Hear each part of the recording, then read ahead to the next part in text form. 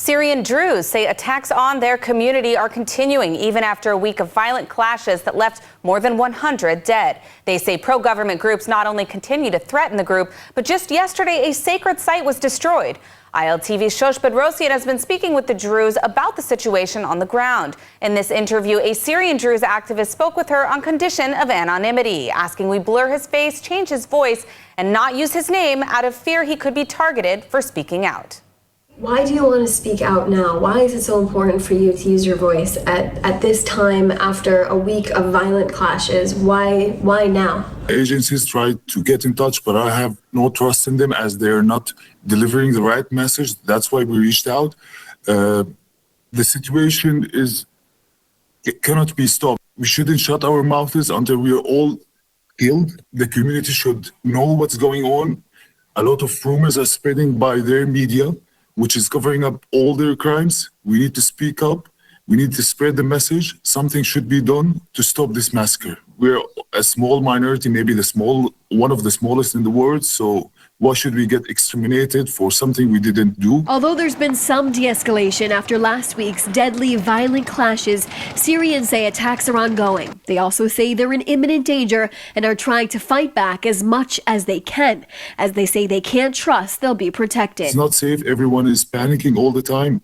A lot of rumors are spreading by their side to make us attack them and blame us. They're shooting in the air all the time.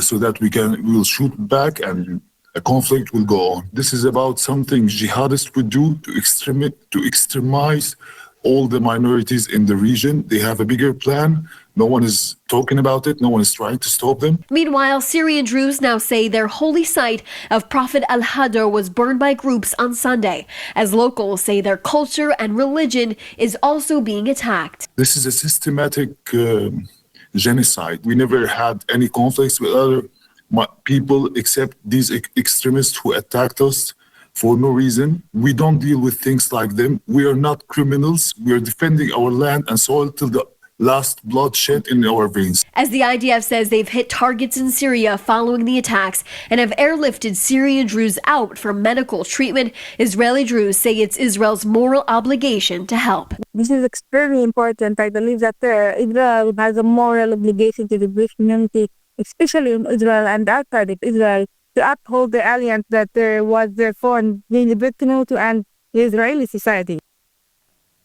Now, Shosh Bedrosian joins us to debrief. Shosh, can you tell us what it was like speaking with Syrian Druze who are actively defending themselves there? Emily, it is our job as journalists to make sure we are speaking with people on the ground affected by what is happening inside of Syria, outside of Damascus. The Druze activist I spoke with said he felt like he had no choice but to speak with the media at this point. They are so worried that if the media stops covering these attacks that they say are ongoing to the Druze community in Syria, they believe matters will get much worse. A lot of these people are not sleeping at night because they fear of what could happen during the nighttime hours. They are constantly on edge. A lot of Israeli Druze supporting them, making sure they feel their support all the way from Israel to Syria. Emily?